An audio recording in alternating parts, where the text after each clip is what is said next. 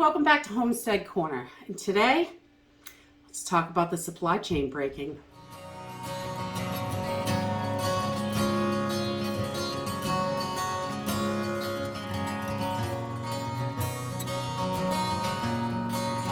Anybody that pays attention to anything going on around them really can see the supply chain is so under stress.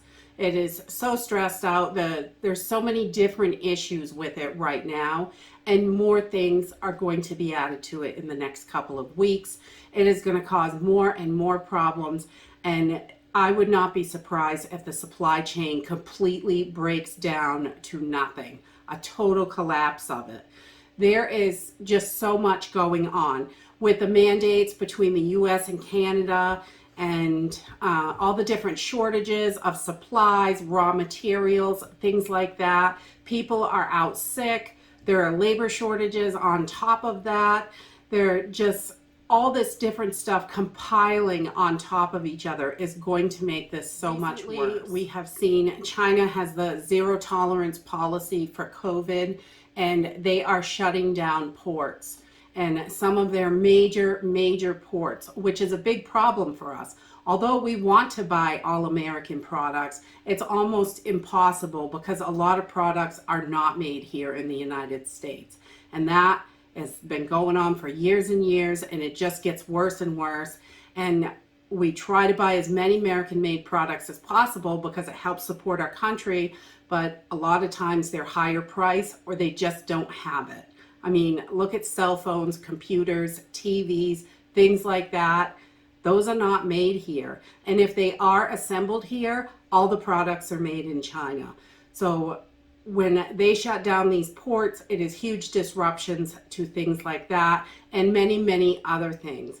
I know back in December, I purchased like oven mitts from the Dollar Tree, and you could smell the must on those oven mitts. I had to like soak them in baking soda and wash them a bunch of times. I put vinegar in the laundry to get that smell out of them, because stuff is sitting in those containers for so long out in the ports, and then now they're sitting in the ports. They're getting them off the ship, but they're just sitting there because they're not being transported.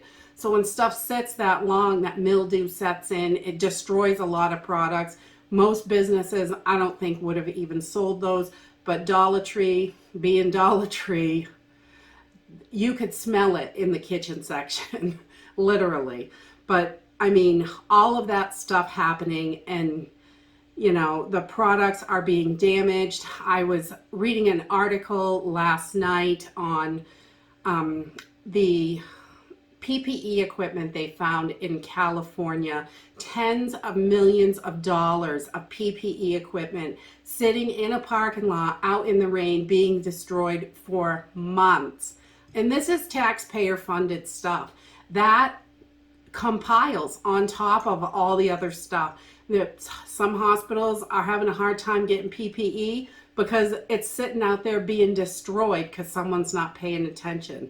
And again, I'm going to link some articles down below so you can check all this stuff out for yourself. I think it is important for us all to do our own research, and we need to know what is going on. So there are some links, and if you just search online, do a quick search, you'll be able to find tons of articles on all of this stuff. It's out there. There's tons of information on it, but you're not hearing it in the mainstream news. Only little bits and pieces of it, because they don't want you to realize how bad things really are. So with the stores already looking like this, as this progresses and all this stuff starts coming together, it is going to get so much worse. And I truly believe we need to be prepared for the supply chain to completely break down. Unfortunately, in the cities, people that don't have food stocked up and things like that, the violence is going to get crazy. People are going to go completely out of control trying to find what they need to feed themselves and their families. And unfortunately, that's a very sad thing. It's going to happen all over the place, but I think the cities will be much worse because there's so many people there, and there are a lot more people in a small area that aren't prepared for any of this. They're not prepared for how they're going to eat tomorrow, let alone next week. One of the things that I have been doing lately is going through my seeds, getting them organized, and making sure I have plenty of seeds to grow my own food for a couple of years. This is a couple years in the breakdown. It's not going to get fixed overnight. This supply chain problem is going to last, and it's going to be a big problem for a long time. And, the government wants you to sit back and wait to depend on them, because if they control the food, they control the people. We need to be prepared to control our own food. Be ready for that and have all the stuff that we need. All the gardening tools, a space to grow. There are a lot of places around with community gardens and things like that. Having a private place to grow your food, I think, is a much better way to go, especially when things start breaking down. Other people are going to be going in and ravaging community gardens and private gardens, things like that. But we really need to be prepared. This is just weighs so heavy on my mind. I have to share this with you guys.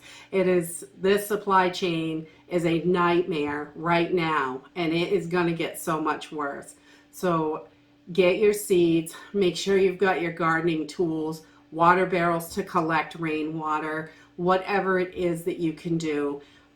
Containers, you can get containers like old buckets, old coffee cans. People grow stuff in random weird containers, and it all works. I have seen people grow stuff in bags and all kinds of stuff. We have little grow bags, but you can make grow bags out of cloth and things like that. Regular cotton's going to break down a little bit quicker. Like a canvas would be much better. Something like that if you're going to make grow bags, because they're going to last a little bit longer. Although wetness and drying out and weather and all that stuff breaks down thin cotton pretty quickly. So I would use something a little bit sturdier if you can. Old drapes work good. I've done that. Whatever it is you can. If you can't buy containers, make containers. Find a way to do it. Go start digging dirt from the park or wherever, out in the woods. Go for a walk, or bring home a bucket of dirt with you every time. Good soil, that top layer stuff. But things like that, we need to be prepared and get ready for this all to break down. And I will not be surprised if it completely collapses, because the supply chain's already a mess. It cannot handle much more, and it just keeps compiling. And that is it for today. If you like this video, give me a thumbs up. Subscribe. I'll see you in the next video. Bye!